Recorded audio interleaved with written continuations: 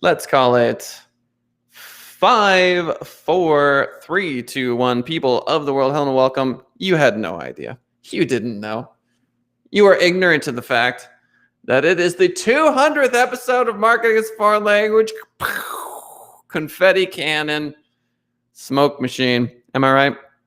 Everyone listening, maybe you're on iTunes, maybe you're on Spotify, maybe you're joining us for the live show, 10:30 a.m. Pacific Standard Time, wherever you happen to be. You know that I don't believe in coincidences at all. I think that is just a figment of our imagination.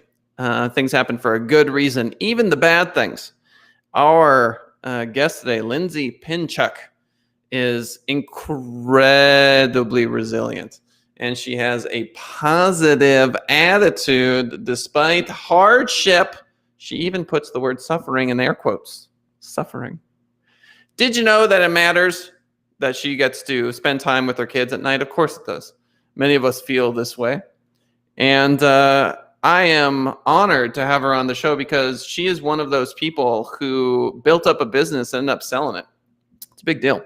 It's a huge deal. I don't know if you know anyone who's done that, but that's like having a baby, man, and sending that baby off to college. That's just what it feels like. When you own a business like I have and you give someone the keys to the kingdom, it feels like you're handing over the newborn infant with the trembling hands because you're scared. Because you're scared of what they're going to do. Maybe they'll drop the baby. So, ladies and gentlemen, Lindsay Pinchuk is going to enlighten us. Welcome to the show, the one, the only, LP. Hi, thanks for having me. There she is. So you were going to go work out, right? Later, yes. I was trying to get on my Peloton earlier today, and I had a ton of work calls, and so I wasn't able to. So that is why I'm wearing a hoodie, and my hair is pulled back. So for those of you who are watching, I'm sorry, but apparently it doesn't matter here. So Here's the thing. We can identify with the body, or we can identify with the personality, or we can identify with the soul. And so I choose to see you not as this spacesuit that you're wearing, right? Who cares about the spacesuit? Not interested in the spacesuit. Interested in the deeper realms, which is why we do what we do here on the show. We dive deep. So we know that you ended up selling a company that's pretty big, and we can talk about that. So why don't we just really quickly get that story about Baby Bump and that sort of thingy, and then we'll go back in time. Yeah, so Bump Club and Beyond is my company. There it is. Well, it was my company. It's the company I founded, and I started it in 2010 when I was expecting my first daughter. So I have two girls, they're 7 and 10. And essentially, I wanted community and support when I was pregnant. At the time, I was working at the Hearst Corporation in integrated marketing ad sales. So I was selling like big advertising programs to the Quakers and the Pepsis and the General Mills of the world for brands like Good Housekeeping and Redbook. And I loved what I did. But I when I got pregnant, I knew I needed support and community, and I couldn't find it anywhere. It was not hard once you had a baby. There were a lot of options for new moms, but there was really nothing for expectant parents here in Chicago. And so I decided to set this up. It originally was called Bump Club Chicago, and it was just kind of a way for once or twice a month expectant women to come together and be pregnant. We started with a prenatal workout with a local boutique fitness studio. At the time, it was called The Daily Method. And we started with our second event was like a local shopping event. And you have to remember at the time, in 2010, there were no business pages on Facebook. Like there was no TikTok or Snapchat. There wasn't even Instagram. And so everything that I did was really grassroots. I mean, I sent out an email to everyone I knew, and I said, this is my new company, Bump Club Chicago. If you know anyone who's expecting, please send it to them. And by word of mouth, we filled up the workout, and then we had over, 75 expectant moms show up at this store for this shopping event. And people were like, what's next? What's next? And when you're expecting a baby, there are so many things being thrown at you. products and services. And what are you going to do? Are you going to breastfeed? Are you going to bottle feed? There's just so many decisions. And so we started hosting educational events after that. We started hosting expectant parent dinners once a month. And within the first few months, we were at over 100, 125 women were showing up, paying to come to these events. So, Lindsay, I'm going to stop you there. And the reason I'm going to stop you there is because you've said this before. You've gotten on shows and you've done this kind of whole mental hurdle thing, and what I want from you is to tell me where you were born. Where were you born, Lindsay? Let's go all the way back. I was born in Royal Oak, Michigan, at a hospital called Beaumont that is still there. And I lived in West Bloomfield, Michigan for 18 years until I graduated high school. And you've got kiddos, obviously. But were both parents in the house growing up? Yes, I grew up in an amazing household with two parents, and I also have a younger brother. And it was just a very, I think, typical suburban upbringing. Okay. So was it all peaches and cream? Not always, definitely not always. But I would say I had a very good upbringing. I went to summer camp every summer. I went to school in a very good school district. I had a ton of friends. I was very involved in school as well. I was the editor of our newspaper. I was on student council. Okay, so you've always been sort of the. Are you a straight A student? Were you a straight A student? Not straight A, and actually, I was telling someone recently, because I went to the University of Michigan, and now I know that college admissions is so much different than when I went. It was a long time ago. I'm 41 now. And definitely not straight A, but I worked really hard and I strived to get straight A's, and I was hard on myself when I didn't. But now I would definitely not get into Michigan for sure. That's without a doubt. And even then I was kind of I don't know that I'm going to get in. And that was where I wanted to go to school. I was accepted to Michigan State in 3 days. I sent off my application and I got the acceptance 3 days later. And I was well, I guess I can always go there, and it's a great school too. But I wanted to go to Michigan, and I thought I was going to be pended, and I ended up getting in. So, but yes, I am an overachiever for sure. I know that. Yeah. So this is kind of the point I'm trying to make is when it comes to being a mom and being an overachiever at the same time, it's stressful. It is. You want your kids to be the best that they can be, but you also want them to be them. And, every kid is different, right? My two kids are different from each other, and my youngest is definitely more like me than my older one. But I don't know yet if she's an overachiever. In that regard, I don't know yet. She's only 7. But yes, it is stressful because you want the best for your kids, and it really is a balance of teaching them and helping them to kind of navigate things, but also letting them figure things out for themselves as well.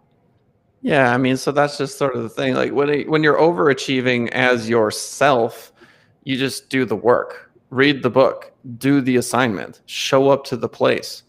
But when you're trying to overachieve for someone else, how much power do you really have? How much control do you really have? You don't. You really don't. I have a 10-year-old and she has a mind of her own now. And, it's really kind of setting boundaries and setting expectations, and also giving your kids the tools to succeed and showing them potentially what could happen if they don't try, and if they don't, if they don't give it their all. I think, at the end of the day, you just want the best for your kids. And so you'll do anything to get them that. But it's very stressful, especially as a parent now.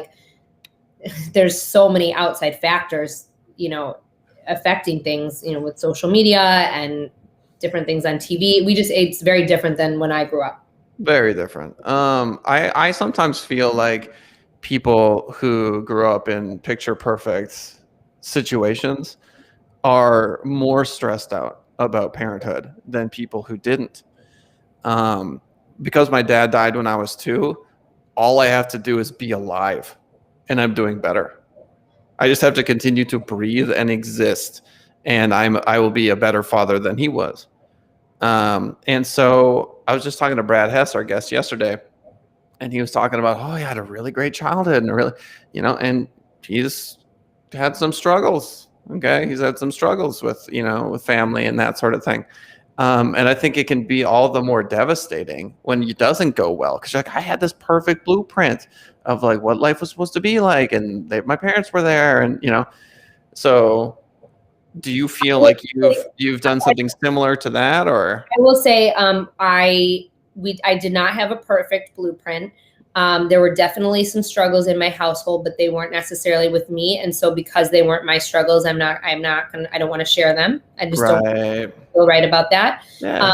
But those struggles definitely impacted me, and they impact the way that I parent, because of how certain things were in my house. And, and also, I would say certain things for like recognizing and intervening with my kids early on. Like, I mean, I will say like both of my kids, see a therapist, not regularly, but more so for just checking in, not because of a necessarily having an issue, but I want them to have an outlet. I want them to have someone to talk to and someone that they can trust. And so we have that in our household, and that's definitely a product of my upbringing.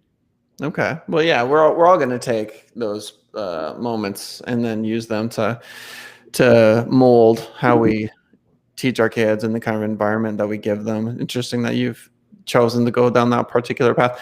I know a lot of people that are huge into therapy. They're like, you should see a therapist. I know people that use it as a weapon. You need to see a therapist. There's a lot of different ways that you can introduce the word therapy into someone's life. So the fact that you were pulled towards creating a culture of moms has a deep-rooted psychological reason. I just don't know what it is yet. Totally. So, I will tell you, like, at the time I was living in Chicago. I still do live outside of Chicago, but none of my family is here.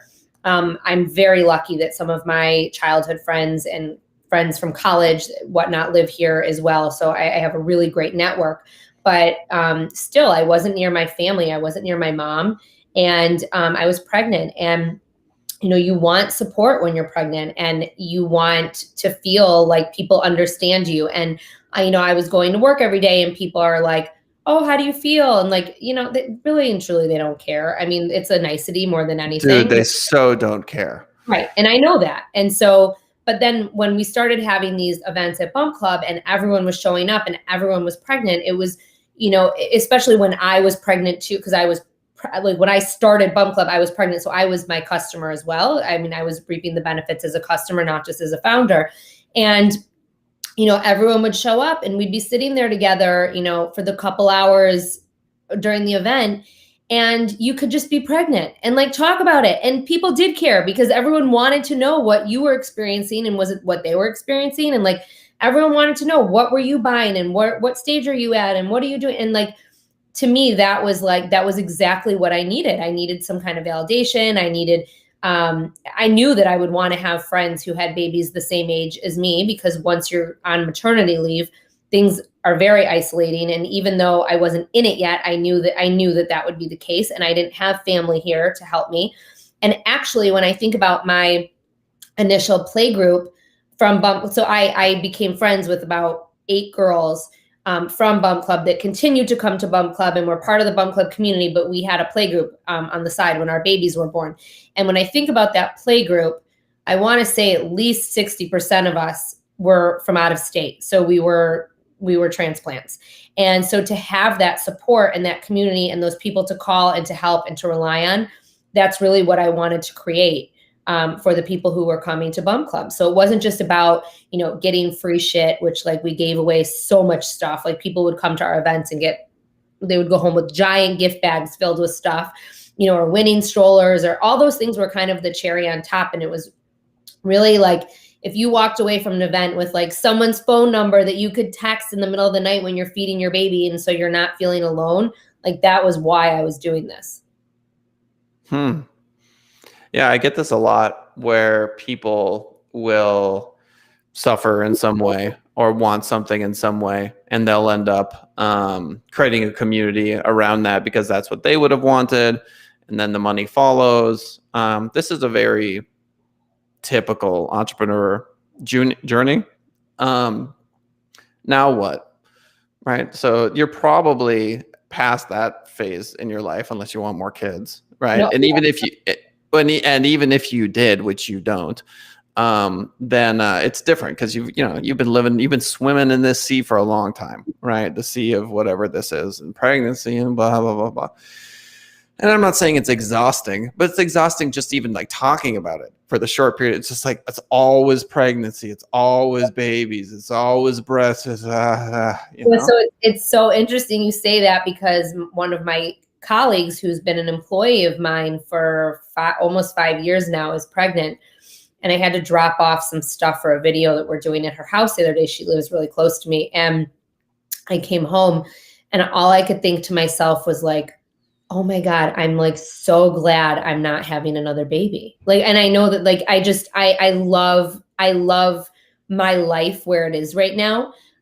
With my kids, like they're so much fun and we do things together and I love it. Like, and it's not that I didn't love it when they were babies, like things change obviously, but for my day to day, it's, I use my experience as a parent and as an expert in this space, which I have become from doing this over the last 11 years, to formulate the content and to help other moms really figure it out as well. And that's kind of what I'm doing now. Since we were acquired, my role has changed tremendously. I used to oversee everything and do everything. And now I am very much in charge of our content and how and what we're sharing with our audience and what celebrities we're interviewing and what influencers we're working with. And, it's definitely shifted. But my experience as a parent will always kind of play like a role in what we're doing at Bump Club. And it's not just my experience. I mean, really a lot of my team is moms, and we bounce ideas off each other. So that's kind of like where I'm at in terms of that, straddling that whole like motherhood, parenthood with my work life, I guess. Caroline Welsh in chat writes, how was Bump Club this past year? Did you see an increase in members with COVID? This past year was our biggest year ever. I mean, and I hate saying like COVID, like, first of all, the last year just personally, like for everyone has just been horrible and shitty. Like, I mean, it's like no one can, it's just, this is something we've never been able to imagine. But thankfully, we are an events-based company. And thankfully, over the last 5 years, we've been very much concentrating on expanding our content online, mainly because we were getting people in the markets where we weren't necessarily going, like saying, well, we want to hear from this sleep expert and we want to hear from this and we want to participate. So thankfully, we have been doing content online. What happened when COVID happened was we essentially pivoted and we took every single thing that we do in person and we put it online. We created an online activation, and that included this.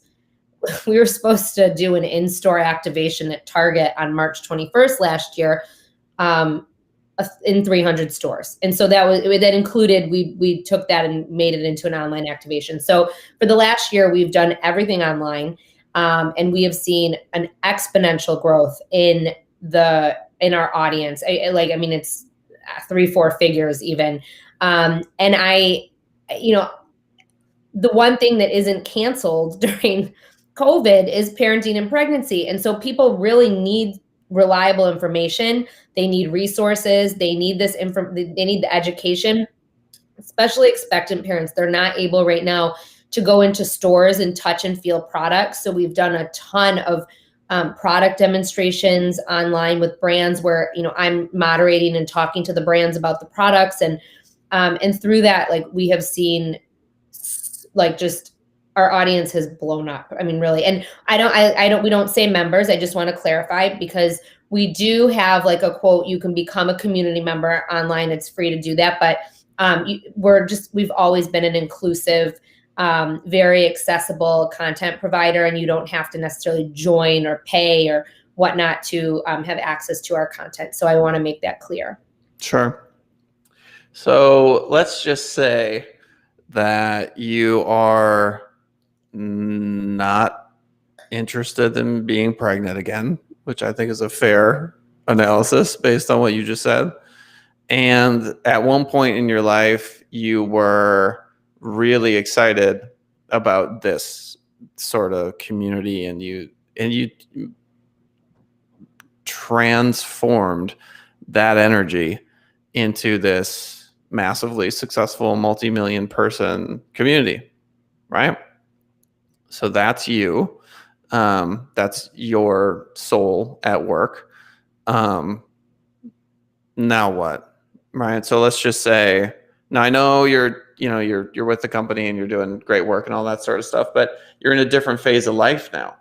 So I wonder what the future holds for you, I suppose, is what I'm asking. Yeah, and I quite honestly, I'm not 100% sure. I still am like very passionate every day about getting up and helping people. And I will say that has expanded in our content at Bump Club. It's not just about expectant parenting and new parenting. And I think that is a direct correlation to my life and to the life of my many employees who are also moms.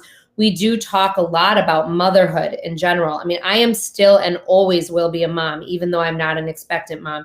And so we do a lot of content focused on motherhood and showcasing our community and talking to real moms. Like a lot of our content recently has been like real mom content and interviewing moms and showcasing what they're doing. And these are moms with kids, some of them in college. We just did a whole content series in March about moms who are making history right now. And so I'm really kind of trying to loop some stuff in that isn't just baby focused and that isn't just pregnancy focused. And through that too, like we're reaching moms who have school age kids. Like we just did a survey and over 40% of our audience has kids age 6+. So people are sticking around, and I'm trying to make sure that the content and what we're doing is aimed at them so that they will stick around. I see a spinoff. And potentially. I see a spinoff, right? So it's like, that's something we've discussed. Yeah, I would do that in a heartbeat. What could possibly go wrong? No, right? Totally. Because here's the thing. So let's pretend that you're a Backstreet Boy.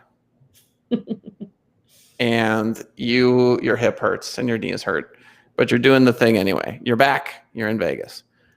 And the show's over and you step off the stage, go backstage. Your audience is the same audience. Mm-hmm.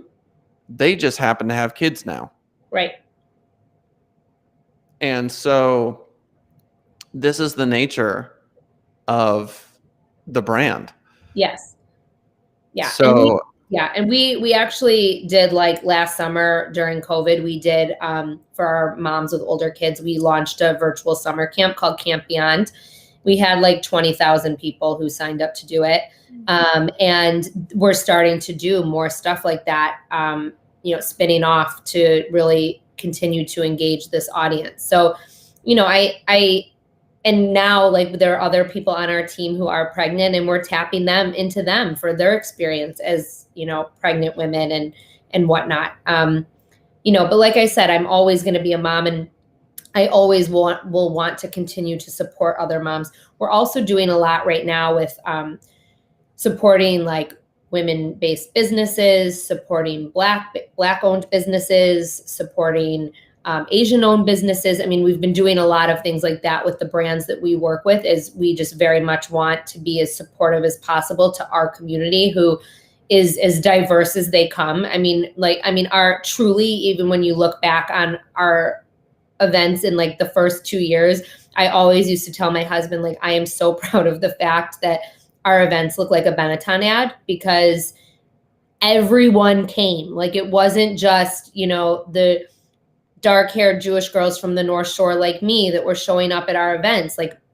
everyone came, everyone felt included, and really, it was just if you were a mom or a parent, because eventually dad started coming to our events too. And so that is something too that I'm very proud of. And we will continue to, support all of those communities through the work that we do, whether it's sharing products or sharing companies or services or whatnot. And so we've expanded our content in that way too. And I love that. Like, that's like, I'm very passionate about, other entrepreneurs and supporting their businesses and helping them in any way we can. Yeah. If I owned it, my next big thing would be, do I want another brand for school-aged kids? Right. But I don't own it anymore. I know, but I'm saying if I did, theoretically, Yes, I agree. But I agree. It's not my decision, though. that would be where my head would be at. Yeah, totally. Because I'd be going, because why not? As long as it turns a profit, what is it? It's an Instagram page, a Facebook page. It's not that serious. And then you just see if you can get 30, 50, 100,000 people just scooched on over. Because you just say, hey, we know a lot of you all have gotten older. We know that your kids aren't like, and maybe this still applies to you, but probably not, being honest with you. So why don't we go do this brand over here? This, and then that you can, and then they're sister brands, right? So they play to each other all the time. So I think that would be a really neat sort of deal. With Instagram on accounts that have millions and millions, how many followers does Baby Bump have on Instagram? We have just over 50,000. We do not have millions. Oh, okay. So 50,000. I mean, I will tell you though, we have about 120,000 on Facebook, and we've never bought followers. That's just, it's all organic. Right. And always has been. Do you do lives? We do lives. So we do more lives on Facebook right now as a part of some of the programming that we're doing. And we've just started to do more lives on Instagram. And I think they're very successful and help us tremendously when we do it. Yep, the algorithm is pretty. Do you do reels on Instagram?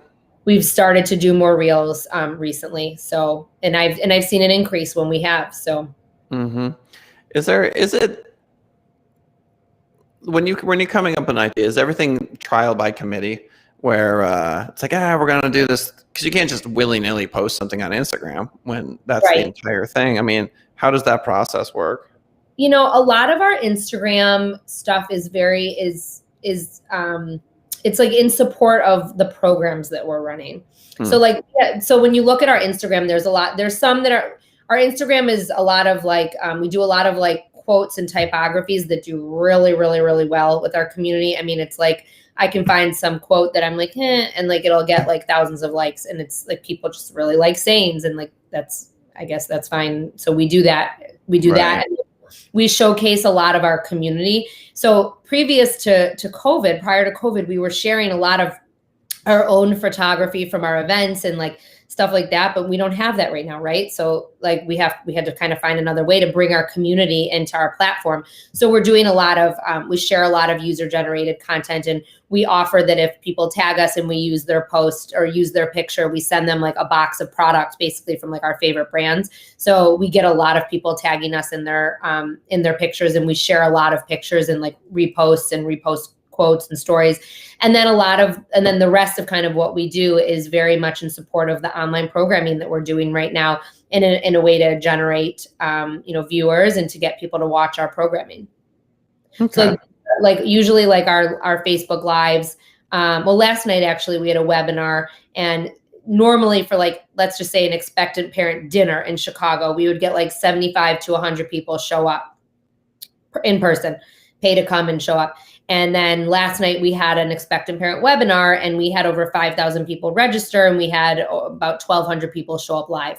And so it's absolutely like helped us to expand our footprint. And even like our live events on Facebook, when we do them, we're getting like a few hundred live. And then because of the nature of who we're reaching, like parents can't just drop everything, and also different time zones.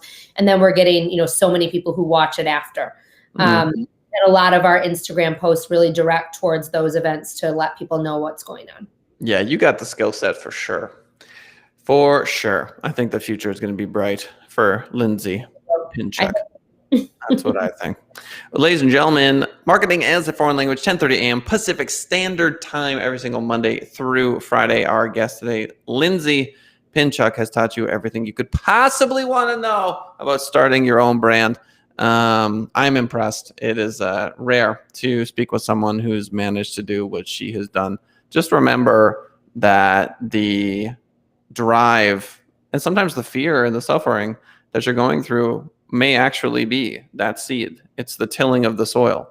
So very impressed, Lindsay. I'm going to give you the last word.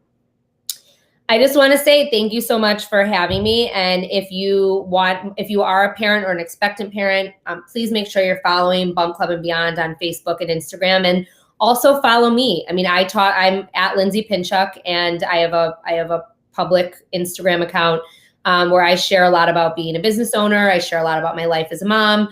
I share a lot about the causes I advocate for. And I love to talk to people. Like I part of why I built a community is because I love being a part of a community. So I love having conversations about anything from TV shows to, something political. So please feel free to reach out. All right, ladies and gentlemen, that is the show for today. We will see you next time.